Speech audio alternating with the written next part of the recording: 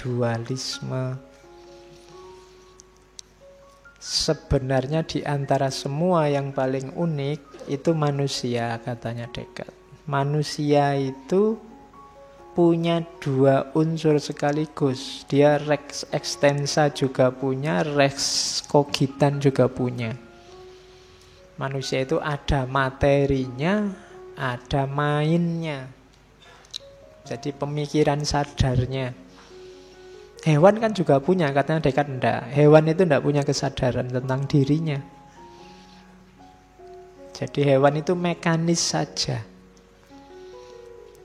Kalau manusia, tubuhnya yang res extensa itu mekanis kayak mesin.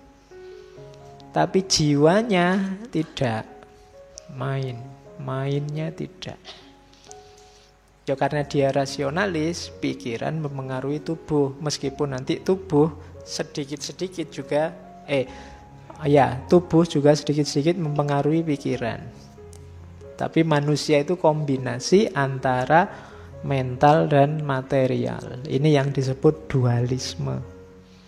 Jadi manusia itu kayak mesin tubuhnya, sama kayak hewan tubuhnya. Yang membedakan apa? Mainnya. Jadi oleh karena itu, katanya Descartes, perhatikan bahwa yang mekanis punya hukum sendiri, yang main punya hukum sendiri. Yang mekanis ya ada hukum-hukum, kalau kita menyebutnya sunnatullah. Alam materi itu ada sunnatullahnya. Makanya kerja Tuhan, kalau dalam gagasan-gagasan filsafat barat termasuk Descartes, itu dianalogikan kayak tukang buat jam. Tuhan itu kayak clockmaker. Jadi clockmaker itu tukang buat jam, itu bikin jam. Jamnya sudah berputar sendiri, nggak usah yang bikin jam ikut muter terus. Nanti kamu susah beli arloji sama yang jual. Jadi dia sudah ada hukumnya, muter sendiri, sudah selesai. Alam semesta juga begitu. Oleh Allah diciptakan, oleh Tuhan diciptakan, terus dikasih hukum di dalamnya. Dia mekanis, sudah jalan dengan sendirinya. Ada rumus-rumusnya yang kita sebut sunnatullah. Kamu tidak usah tanya, lihat sekarang Tuhan itu ngapain, Pak, kalau sudah ada hukumnya. Ya, urusannya Tuhan sendiri, dia ngapain sekarang. Yang jelas alam semesta ada hukum-hukumnya. Ya nanti agak beda dengan teologi kita. Tapi itu yang dikenal pandangan bahwa Tuhan itu the clockmaker. Ya silahkan kamu pedomani sunnatullah ini. Itu kan maunya Descartes. Alam ini ada rumusnya. Itu yang dikejar-kejar barat, melahirkan perkembangan sains yang luar biasa. Itu berlaku untuk res extensa, untuk alam materi yang mekanis. Berlaku buat manusia, ya, tapi aspek materinya, fisiknya. Fisikmu itu mekanis, ada rumusnya, ada sunatullahnya. Kalau kamu kena virus, ya pilek. Habis kehujanan, ya bersin-bersin. Itu sudah ada rumusnya. Gitu loh. Pedomani itu. Nah, cuma yang mengendalikan yang materi tadi, kalau di manusia itu mainnya.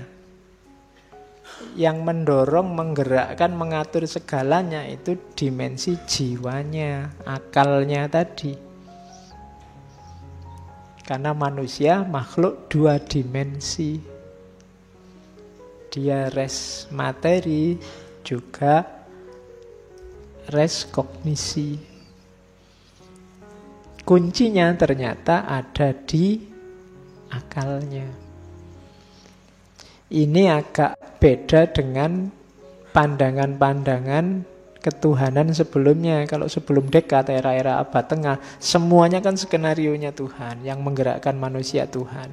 Sekarang jadinya sunnatullah, tapi khusus untuk manusia. Manusia ini yang satu-satunya makhluk berpikir, punya main. Dia yang mengontrol dirinya lewat mainnya, lewat akalnya. Badanmu itu mesin, supirnya akalmu. Gampang-gampangannya gitu. Jadi kuncinya ada di akalmu nanti. Makanya kalau katanya Descartes, akal bisa sangat berpengaruh pada badan, tapi badan juga bisa berpengaruh tapi pada akal, tapi tidak sebanyak akal pada badan. Badanmu bisa sakit tapi semangatmu masih tangguh, itu bisa begitu. Ya meskipun serba sedikit, kalau kamu sedang sakit pikiranmu tidak bisa jernih, bisa juga begitu, tapi tidak sebanyak akal berpengaruh pada badan.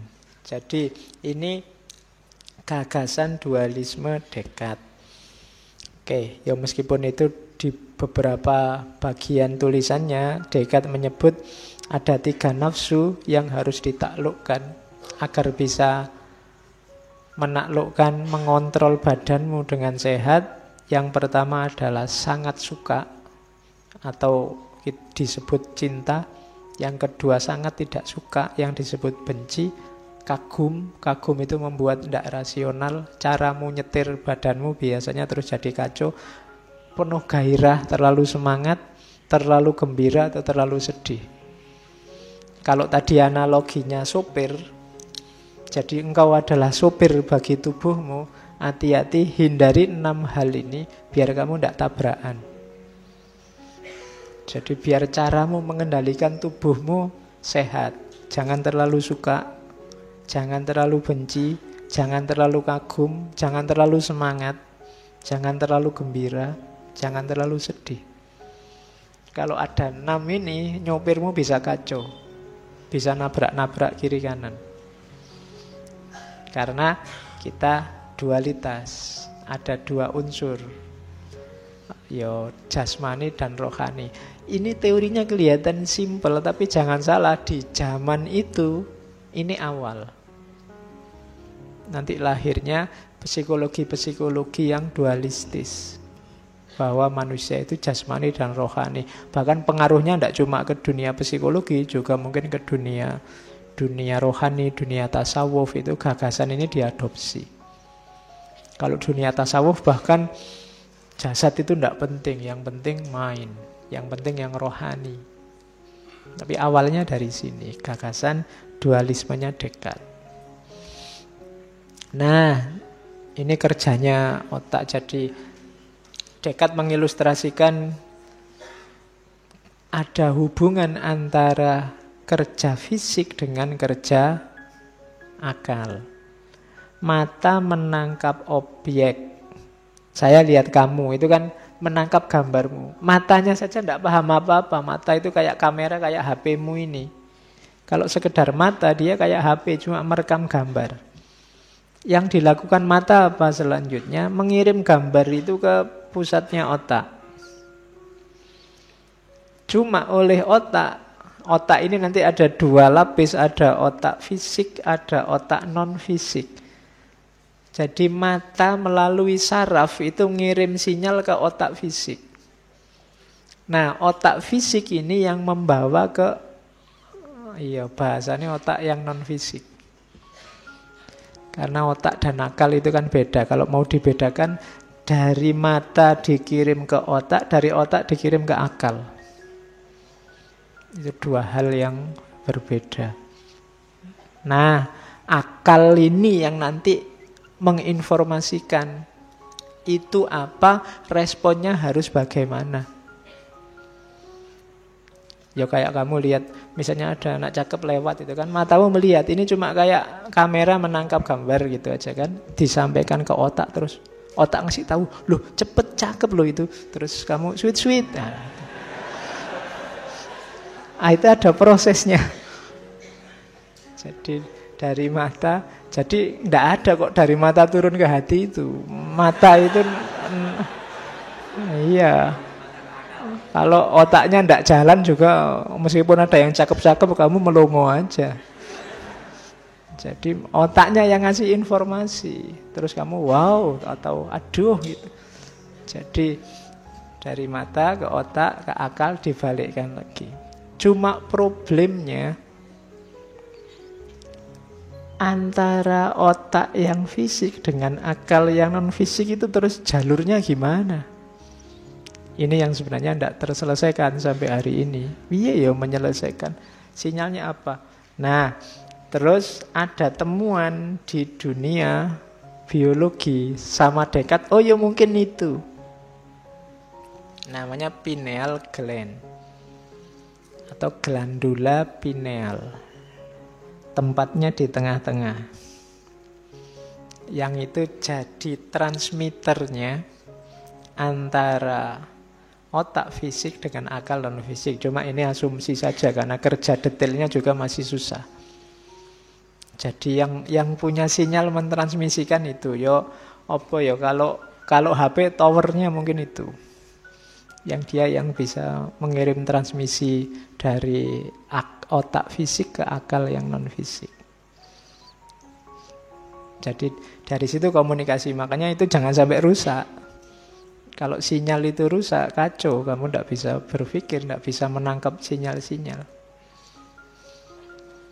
Oke, yo nanti kalau dalam filsafat Islam kan nanti akal yang rohani ini bisa berhubungan dengan akal tertinggi. Namanya akal mustafat dan seterusnya. Yang di situ orang bisa dapat pengetahuan-pengetahuan luar biasa tanpa harus lewat informasi dari bawah. Jadi manusia itu dualistis, ada rohani jasmani yang jadi setirnya, yang rohani mainnya. Yang main ini dia ada transmisinya namanya pineal gland. Oke, jadi diawali dari meragukan, ketemu 3 kepastian, berpikir dunia materi dan Tuhan. Kemudian disimpulkan kalau manusia ini punya 2 unsur, dia dualistik, jasmani rohani, tapi kuncinya ada di mind yang di dunia rohani, yang itu punya sambungan transmisi dengan dunia jasmani, namanya pineal gland. Ini saya ceritanya kita cuma ringkes begitu, tapi yo kalau Descartes mikirnya lama. Iya, kamu enak tinggal metik hasilnya. Dia refleksinya lama.